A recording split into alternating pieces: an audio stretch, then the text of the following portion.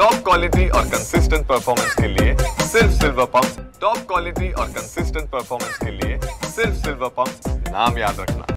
काय आहे आता महानगरपालिकाच्या निवडणूक जवळ येत आहे आणि महाराष्ट्रामध्ये आपल्याला माहीत असेल की अनेक असे शहरं आहे जिथे आमचे कॉर्पोरेटर्स निवडून आलेले आहे।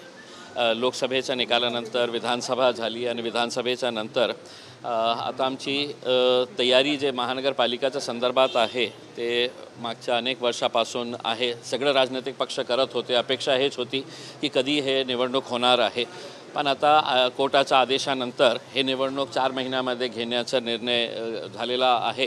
आता सरकार कधी घेणार आहे हे यांच्यावर अवलंबून आहे, पण आमची तयारी सुरू आहे, सुरू होती आणि खूप ताकदीने आम्ही हे निवडणूक लढणार आहे। मुंबईमध्ये MIMची जी ताकद आहे, तुम्ही कुणासोबत जाणार की स्वतंत्र? आता काय आहे ते त्याच संदर्भात आमचे अनेक लोकल पातळीवर जे स्ट्रॉंग आहे, असा कोणताही पक्ष असा नाही आहे की जे एका शहरामध्ये त्याच पक्षाचा जोर आहे, म्हणून आम्ही स्थानिक लेवलवर कोणती आघाडी आपण करू शकतो याच्यासाठीही आज निर्णय घेणार आहे, चर्चा करणार आहे। आमच्या महाराष्ट्रातले जितके प्रतिनिधी आहे, जे एक्झिक्युटिव्ह कमिटी आहे महाराष्ट्राची, ते सगळे लोक आलेले आहे आणि त्याच्यानंतर आम्ही विचार करू की कोणासोबत जायचं, कोणासोबत नाही जायचं।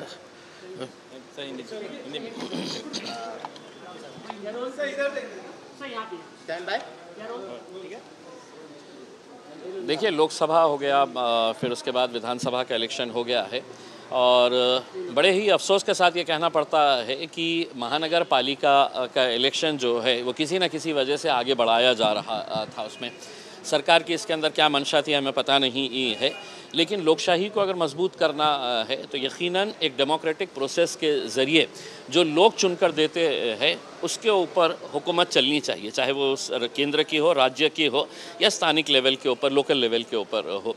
अदालत के अंदर ये मामला चला और अब अदालत ने सरकार को हुक्म दिया है कि 4 महीने के अंदर ये कर लेना चाहिए। हमारी तैयारी पिछले कई सालों से महानगर पालिका के उसमें थी, क्योंकि हमने शुरुआत ही महानगर पालिका से MIM ने महाराष्ट्र के अंदर कदम रखा था, तो हमारी तैयारी अपने अपने इलाक़ों के अंदर बहुत मजबूती के साथ चल रही थी। अब इसी के ऊपर चर्चा करने के लिए कि हम लोकल लेवल के ऊपर कोई गठबंधन कर सकते हैं क्या, कहाँ कहाँ पर हम मजबूती के साथ इलेक्शन लड़ सकते हैं, कितने सीट्स हम लड़ सकते हैं, इस बारे में इनिशियल आज चर्चा होगी और बहुत मुमकिन है कि अगले कुछ दिनों के अंदर एक मीटिंग हमारे पार्टी के अध्यक्ष बैरिस्टर असदुद्दीन अवैसी साहब इनके ज़ेरे निगरानी हैदराबाद के अंदर पूरे महाराष्ट्र के यूनिट्स को बुलाया जाएगा और वहाँ पर उनके अंदर एक नई ऊर्जा भर के पूरे काम पे लगा जाएगा। भारत पाकिस्तान के विवाद के बीच तुर्की और अजरबैजान ने जिस तरह से उनका समर्थन किया, पूरे देश भर में ये बात चल रही है कि दोनों का बॉयकॉट होना चाहिए। आप किस तरह से देखते हैं, पार्टी का क्या टेक होगा? देखिए, पार्टी का नहीं, ये देश का मुद्दा है और देश के साथ सारे एक देशवासी खड़ा हुआ था, सभी राजनीतिक पक्ष खड़े हुए थे। स्वाभाविक है जब जंग होती है तो कोई किसी के पक्ष में जाता है, कोई किसी के विरोध में जाता है। उसमें हम उन तमाम देशों की आलोचना करते हैं, निंदा करते हैं जो इस बार भारत का साथ नहीं दिए हैं।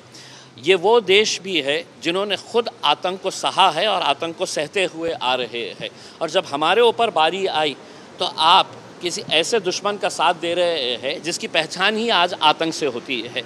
पाकिस्तान की पहचान जो है वो आतंक और आतंकवाद से की जाती है। तो ऐसे उसमें अगर कुछ देश अगर उनके साथ गए हैं तो उनकी क्या राजनीतिक मजबूरी रही होगी हमें पता नहीं है, लेकिन हम इसका कड़ा विरोध करते हैं। और भारत को देखिए, कोई फ़र्क नहीं पड़ता है कि किस देश ने हमारा साथ नहीं दिया है, क्योंकि भारत अगर देखा जाए तो सेना के मामले के अंदर हमारी आर्म्ड फोर्सेस जो है वो इतनी स्ट्रॉन्ग और इतनी कैपेबल है कि हम अकेले बलबूते के ऊपर लड़ सकते हैं। हमको किसी के मदद की या किसी के सहारे की ज़रूरत नहीं थी। हम इतने बलवान हो गए हैं, इतने शक्तिशाली हो गए हैं कि हमें छोटे छोटे मुल्क अगर कोई कहते हैं कि हम आपका साथ नहीं देंगे तो हमें कोई फ़र्क नहीं पड़ता है। देखा जा रहा है कि कई सारे फिल्मी सितारे जो हैं अभी तक समर्थन में नहीं आए हैं, उनको आप किस तरह से देखते हैं? क्योंकि जिस तरह सेना ने जिस तरह से प्रदेश में तारीफ हो रही है, लेकिन देखिए मैं कोई फिल्मी सितारों की तरफ से मैं कोई उनका प्रवक्ता नहीं हूँ, लेकिन ये बात बिल्कुल सही बात है कि फिल्म स्टार्स जो है उनके अपने फॉलोअर्स होते हैं और ऐसे मौके के ऊपर वो लोगों ने भी आगे आना चाहिए। देश का और ख़ासकर फ़ौज का मनोबल बढ़ाने के लिए अगर आप आते ओपन में तो मेरे हिसाब से अच्छा होता, लेकिन शायद हमारे फिल्म स्टार्स जो है वो पैसा कमाने में और शोबिज़ के अंदर ही ज़्यादा मसरूफ़ रहेंगे। देश की बेटी की बात हो रही है, सोफिया कुरैशी ने जिस तरह से देश को रिप्रेजेंट किया, उस दौरान हमने देखा मध्य प्रदेश के एक नेता उनके बारे में जिस तरह के शब्दों का प्रयोग करते हैं और बीजेपी के वो नेता हैं, मंत्री हैं, इस तरह के मंत्री जिस तरह के शब्द। देखिए, ये सोफिया कुरैशी के ताल्लुक से जो मध्य प्रदेश के मंत्री ने जो घटिया बेहुदा बयान जो दिया है, मेरे हिसाब से अगर इस मुल्क के अंदर अगर सही मानों में अगर नरेंद्र मोदी साहब वो भाषण अगर अभी सुने नहीं होंगे तो उन्होंने सुन लेना चाहिए था और 1 मिनट भी नहीं लगाना चाहिए था उस मंत्री को अपनी कुर्सी से खींचकर नीचे गिराने के लिए उसमें, क्योंकि आज इस तरह की बयानबाजी करना, इस तरह के घटिया बातें करना, जबकि देश आज गर्व से पूरे फ़ौज का पूरा सेना के ऊपर गर्व कर रहा है, ऐसे मौके के ऊपर एक मंत्री के ऊपर बैठा हुआ ओहदे के ऊपर एक इंसान इस तरह की घटिया बातें करना,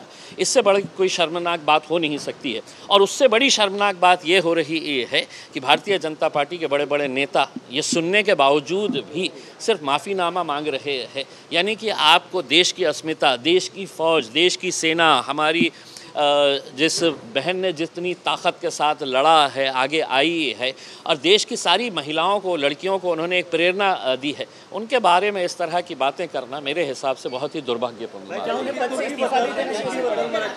है।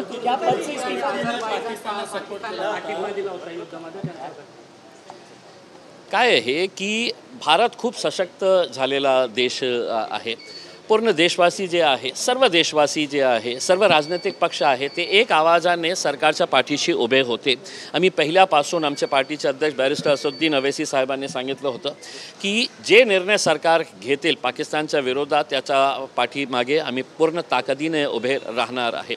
आणि हेच भावना घेऊन जेव्हा सगळे लोक पुढे गेले, आपली सैन्याचा मनोबल वाढला आणि त्याच्यामुळे आज आपल्याला हे आज जे एक आनंदाची गोष्ट आहे, आपण पाकिस्तानला काही दिवसामध्ये दाखवून दिलेले आहे की तुमची औकात काय आहे। पण असा आहे की ज्या देश आमच्या सोबत उभे राहिले नाही आहे, मला नाही वाटतं की त्याच्यातून काही मोठा आपल्याला फरक पडणार आहे। इजिप्त असू द्या किंवा अझरबैजान आणि तुर्की असू द्या, हे स्वतः या देशांनी आतंक काय आहे हे त्यांनी बघितलेलं आहे आणि दुर्दैवाने त्यांची काय राजनीतिक हे होती कंपल्शन की त्यांना भारतासोबत उभे न राहता पाकिस्तानला जेव्हा त्यांनी आपलं समर्थन दिलं तर त्यांना असं वाटलं असेल की बाबा आम्ही समर्थन देत आहे तर भारत खूप कमजोर पडणार आहे।